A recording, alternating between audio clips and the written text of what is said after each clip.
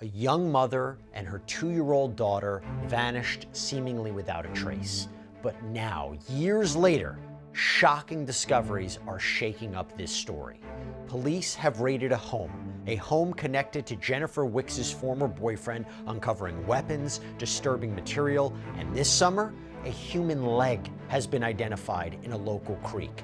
We are going to speak with Jennifer's younger sister, Kaye Robinson, who has spent 2 decades searching for answers. Welcome to Sidebar, presented by Law&Crime. I'm Jesse Weber. If you don't know about this story, you really need to. It's been years since a young Tennessee mother and her little girl disappeared without a trace.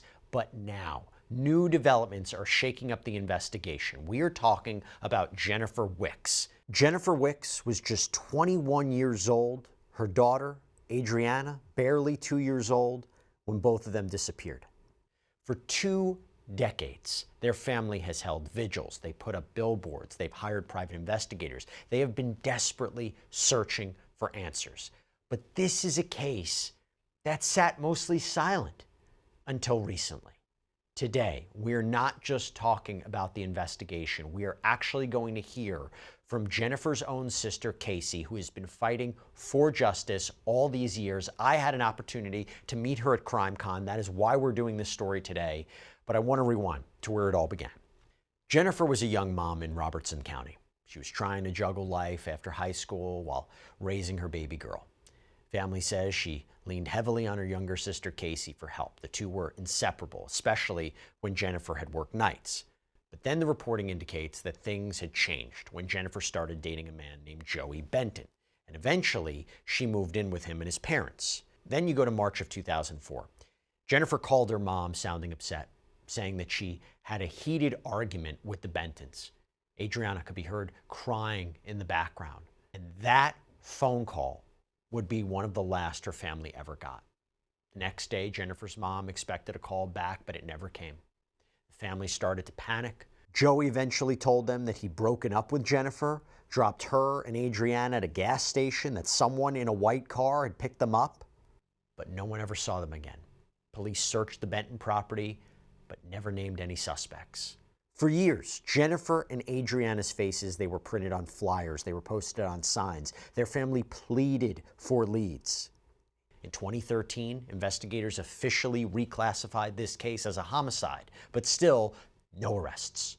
And then 20 years later came March of 2024, the exact 20-year anniversary of their disappearance.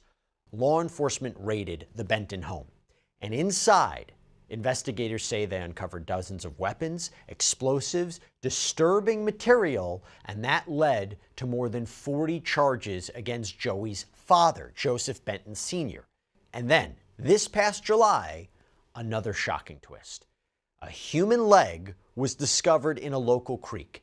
DNA confirmed it belonged to Joseph Benton Sr., the same man facing all of those charges after the 2024 raid. It's interesting because apparently there was no missing persons report for him.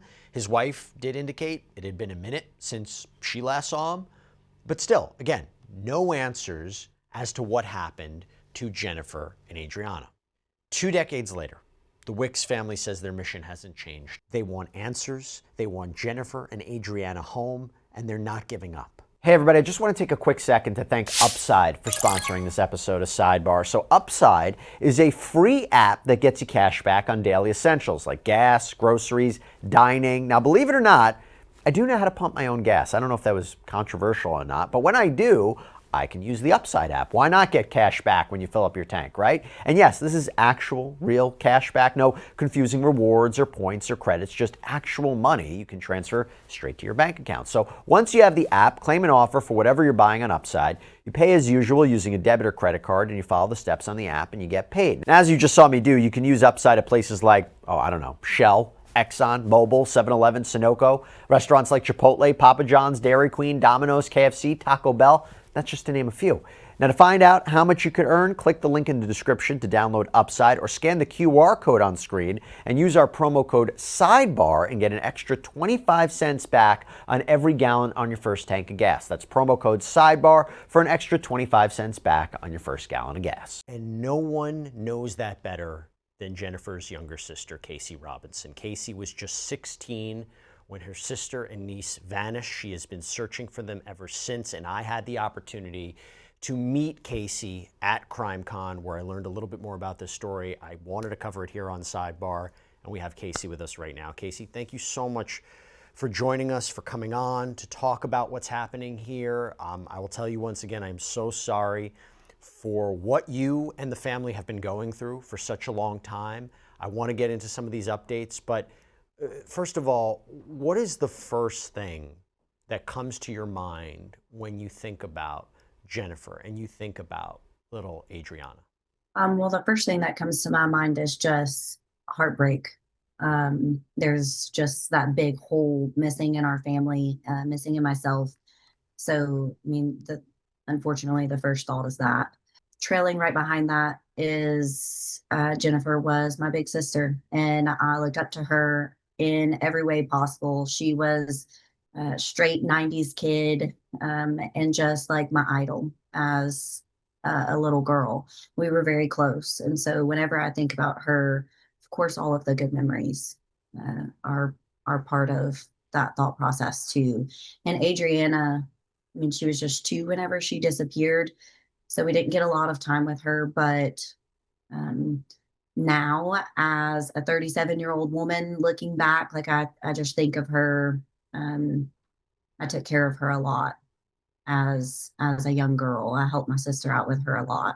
And so now whenever I think about Adriana, I think of her as a daughter, but she would be 20 something years old today. And so she's kind of frozen in time as that 2-year-old for me. But I mean, Adriana was perfect in every way, just the cutest little toddler angel baby that ever existed. So a lot of good memories, and just I miss them every day. And it's hard to wake up and do that every day and miss someone and not know where they are.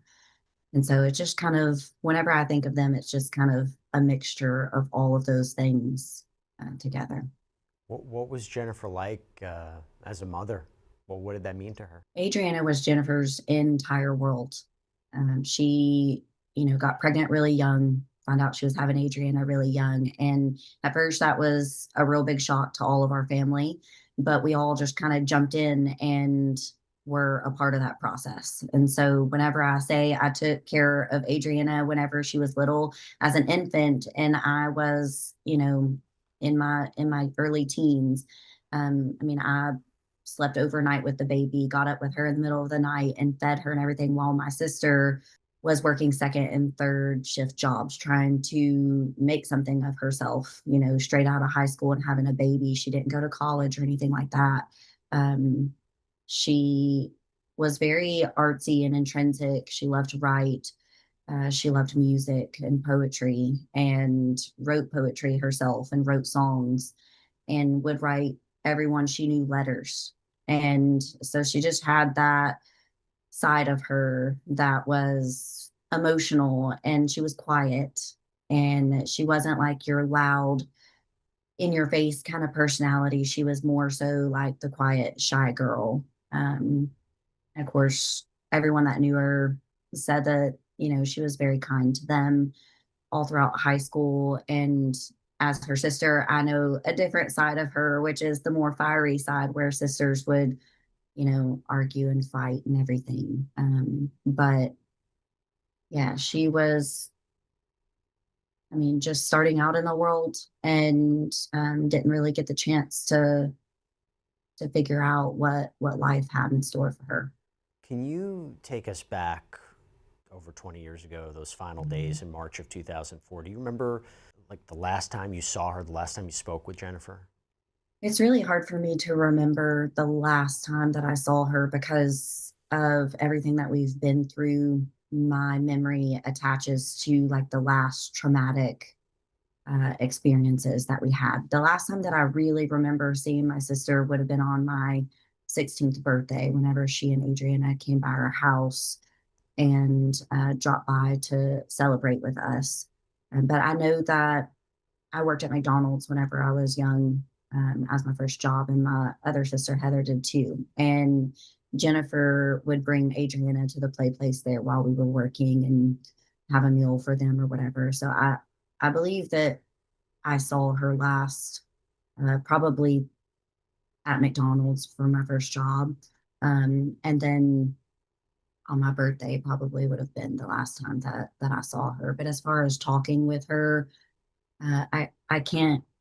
It's so hard because I can't remember back that far. It's been so long that I can't remember because of everything that's happened. I don't really have memories of our last conversations. Do you recall what those first hours and days were like when you couldn't reach her, when the family couldn't reach her, that panic, what it was like? Yeah, definitely. Whenever we first kind of heard that no one could get in touch with Jennifer, which was super unusual, she would be in contact with someone or multiple people in our family multiple times a day. It was kind of like her pastime as a stay-at-home mom. So just her way of talking to other people and not just hanging out with a 2-year-old. But whenever we kind of realized no one could get in touch with Jennifer, everyone just started showing up at our house. And I was 16 at the time. And so I didn't really know what was going on. I didn't really understand the gravity of the situation until probably later on in the coming weeks and whenever I realized she wasn't coming back.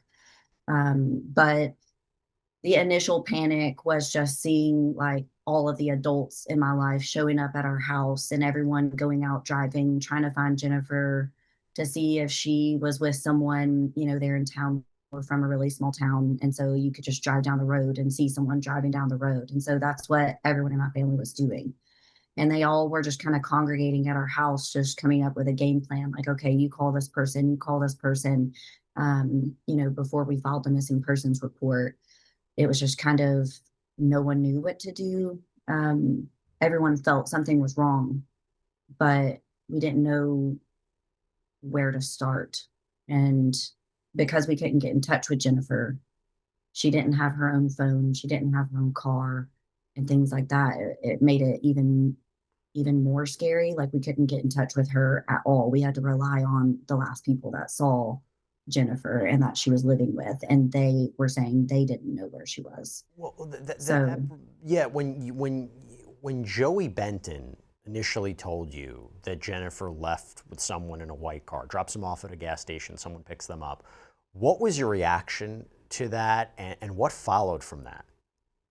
yeah, our first reaction is that's just not true. Like Jennifer would not just up and leave with someone that no one knew. And so whenever we're calling around to all of her friends, the people that she had regular contact with and that she would potentially go with, everyone said, no, we haven't seen her, we haven't heard from her. And so that left Joey as the last person to see Jennifer and Adriana. And so our initial reaction was like, something's not right. That's not right. She wouldn't just leave with a random person. She had also made plans the day before, speaking with my aunt to come to my aunt's house. So she had already kind of made a plan if she were to go somewhere. So for him to say that she just got into this arbitrary white car with someone that we did not know, and just had no contact anymore, that just was super out of character for her, and something that she just would not do. What was Joey's relationship like with Jennifer? What was your relationship like with Joey? I didn't really have a relationship with Joey. Jennifer and Joey's relationship was short. They started dating in July 2003 and they disappeared in March 2004. And so it was a short 9 months or so relationship, on again, off again.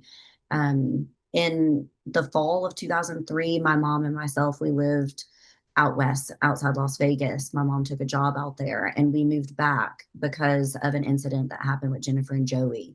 They got into an argument. They had only been dating for, a month or two at the time. So I had never met him. And then whenever we moved back to Cross Plains, Jennifer and Adriana moved in with us. And then the only other time that I really saw Joey, he was moving my sister, my niece out of our house, telling my mom she didn't have a daughter anymore. Only impressions of Joey, and they were traumatic and scary and things that I had never, seen before at that point in my life. And so they had this on again, off again relationship that were throwing up red flags left and right.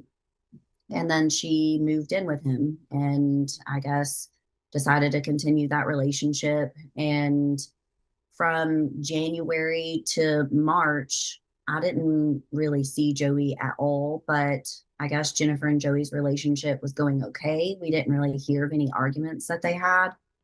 And then in March, they started arguing again because Jennifer wanted to move out of his parents' house. And so the arguing picked up not just with Joey, but with also his parents, Joe and Cindy.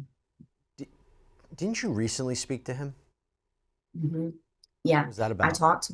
Yeah, I talked to him for the first time ever in April of 2024. So this was after the girls' 20-year anniversary of their disappearance. There was a big raid at their family's house, and we thought potentially that it had to do with Jennifer and Adriana, but it didn't. There were some other things going on with his dad and illegal weapons and things like that. And he received 40 something plus charges from that raid at their house. And then shortly after that, I talked to Joey for the first time. I told him, can you and I talk? I just want to know my sister better. You were the last person that was really around her, that knew her probably better than anyone else at that time. So can we talk? And he said, sure.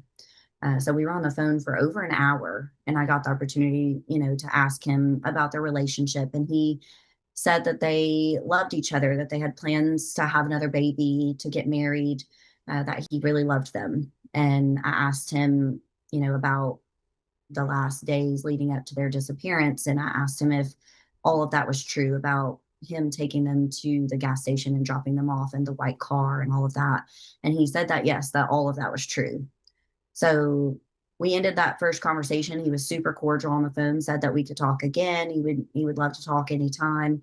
But I left after that first conversation. It left me kind of feeling like maybe we have this all wrong. He really did love them and he was very nice to me. Like maybe we just never gave him the opportunity to talk. And so that was our first conversation, and it left me feeling that kind of way, kind of like maybe we're looking at the wrong people. Maybe she did get in this white four-door car. Maybe he's telling the truth.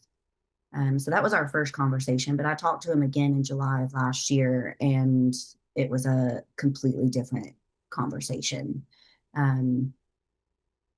His family was going through a lot of things because of that raid. And so they were kind of turning on each other, if you will, that Joey and his other family members had turned his dad in for some material that they had found on the computer, these illegal weapons and things. One of the charges that his dad received was sexual exploitation of a minor. And that was one of the things that they turned him in for. And so because of all of these disagreements and the tension in their family, Joey decided to interrupt a meeting that my family had with the district attorney at the time. And he came forward and said that he was ready to tell law enforcement and my family everything. And he did tell law enforcement, and he sat face to face with my mom in town in Springfield, which is where Jennifer and Adriana disappeared from. Springfield and Cross Plains we kind of use interchangeably because they lived on the line of those two cities. But he met with my mom face to face. I was on speakerphone. This was my second conversation with him. And he said that the gas station story, everything that they had told and had been telling for the last 20 years was a lie. So completely different conversation from the first one that we had in April. Did he explain the circumstances about how she died? Mm-hmm. Yeah. He did tell a version, which I'll refer to as another version, and potentially another well thought out lie, like the lie that they told for 20 years. So he said that whenever he got home from work on March 25th, 2004, that Jennifer and Adriana were already dead. And he did tell what happened to Jennifer and Adriana, but that's not a story that we believe. And it's not a story that law enforcement can prove or corroborate in any kind of way. And so we're not putting that information out publicly right now, what he said happened, because we don't want to we don't want another story to be believed that's not true. We just want to get down to the truth of it. So we're not going to share those details and help him in any way. But In your opinion, why has there been no arrest in this case, particularly after what you just told us? yeah, well, for the past 20 years, everything in our case has been primarily circumstantial. There's no physical evidence in our case. If what Joey's saying is true, and Jennifer and Adriana died on March 25th, 2004, and that's the last time that anyone in our family had contact with them. We reported Jennifer and Adriana missing on Saturday. So a few days had passed before we filed the missing persons report and before law enforcement was able to go do a welfare check and actually walk through the property. The first time they tried to do the welfare check, they were told by Joey they need to come back with a warrant. And so they got a permissive walk through on Sunday after we reported them missing. And so by that time, I think that any evidence of a crime, signs of a conflict or a struggle that they would have been looking for could have been cleaned up. Surveillance footage that was at the gas station, by the time law enforcement was able to try to get that footage, it had been taped over. So a lot of the evidence in our case, because there were those couple of days where, from the time it happened, the time we reported him missing, and they started actually questioning and looking into things, I think that that was time missed and evidence lost. And then not to mention the last 20 years of, being told, no, you can't search on our property by the Bentons. Every search that we've ever tried to set up being, met with aggression and them trying to get the search called off. Every search has been permissive. There have been a few search warrants that were executed in our case, but search warrants are very specific. And so, they did not also turn into us locating any evidence or anything to do with Jennifer and Adriana. So I just don't think that their property has been fully searched thoroughly. And therefore, because there's no physical evidence, everything being circumstantial, I just think there can't be any arrests unless a district attorney is going to move forward and bring charges for a no body homicide, which is a possibility in the future. But with everything that happened last year, with him coming forward and making that statement last year, I think that our law enforcement team is still working on it and trying to bring charges and locate Jennifer and Adriana without having to go that route. So, And just to be clear, the search from last year, was there anything from that search of the property, anything that connects to Jennifer or Adriana? we believe that there is. We're told that that search had nothing to do with Jennifer and Adriana. It had to do with the illegal weapons. He was a convicted felon. He wasn't allowed to have those. And then during that search, they found bomb making materials and then the 20-year-old photograph of a minor and the charge he received for that sexual exploitation of a minor. So we believe that that photograph could potentially be connected to our case. We're told it's not Adriana or Jennifer. But with that kind of history, having that kind of material on your computer, we believe that that could potentially be a motive for Jennifer and Adriana's disappearance or their possible murders. But right now, there's no connection between those. So that search did not lead to anything directly related to Jennifer and Adriana's case. I also have to ask you about what happened this past summer, right? Investigators, they identified this leg, human remains belonging to Joey's father. How did you process that discovery? Have police told you how he died, whether or not that is connected to your case at all? I mean, that's a big revelation. Yeah, it is. So after his dad served 1 year for all of those charges from the raid back in 2024. All the other charges were dismissed, including the exploitation of a minor. And he served 1 year for the bomb making materials. He got out in March earlier this year. And from the time that he got out, no one knew his whereabouts. So his wife had filed for divorce and had an order of protection against him. So technically he wasn't allowed back at their home, at his home that he had lived in for all of this time. So he wasn't technically allowed there, and he was listed as homeless, but he was on probation. He didn't show up for a probation meeting. And so from the time he got let out in early March until July 4th is whenever they found this leg. And then TBI and the local police department, law enforcement agencies had to identify it. And they told us probably about 2 months ago that it came back identified as Joey's dad, Joe, and it was his leg. We were told that the condition of the leg, it was severely decomposed, and the condition of the leg would mean that he is likely deceased, but they have not found other parts of his remains. They've searched multiple times, but have not been able to locate any other parts of his remains. So it's definitely a big revelation in our case. We've been pushing for them to go search the Benton property, not just for Jennifer and Adriana, but for possible evidence of foul play in Joe's death. I think that, having 3 suspicious deaths from that property, from, surrounding that family, would mean that law enforcement would go and search there, regardless if he was technically allowed there or not. So at this time, law enforcement is still investigating. His death. They haven't given us a cause of death yet. I don't think that the medical examiner can determine a cause of death just from finding his leg. I think that they would need other remains to be able to determine that, but they haven't been able to. So right now we're just still in a waiting period and still waiting on them to go and search the Benton property for all 3 of these people's deaths. You say 3 people's deaths. In your heart, do you think there's a possibility that Jennifer and Adriana could be alive?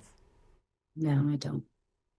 No, we've really felt it and known it for a long time. Jennifer would not just. She had no means to, and she would not just disappear. She was way too close with family, depended on family, and that's very difficult to do with a baby. Yeah. And so, people have brought up like going underground and witness protection and things like that, but law enforcement gets notified, and if that's the case, they are able to find someone if that's the case, and they just let you know. We found them, they're safe, they don't want contact with family. But their social security numbers have never been used. She's never tried to enroll Adriana in school. We have all the things, family tree, DNA, 23andMe, Ancestry. If they were still out there, Jennifer would have made contact by now. It's just not possible. And then that paired with him coming forward and admitting to their deaths at their home after all this time, it just kind of solidified what we've always known. So now we just need to know the why and the where. You have spent 20 years fighting for them. You have launched a podcast to document your search. What keeps you going after all this time, and what do you hope people take away when they listen to you and listen to this story? Yeah, I've spent a long time. I do this every day. Every day of my life, I wake up and I think, how can I move the case forward? What can I do to find Jennifer and Adriana today? Who can I talk to?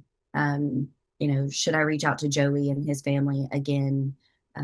Every day I do interviews with as many people as I can, constantly bugging our law enforcement team, district attorney and everything. I'm also working on legislative stuff for trying to get changes made for other families in Tennessee, but also on a federal level, partnering together with other families who have been in my shoes or who are in my shoes.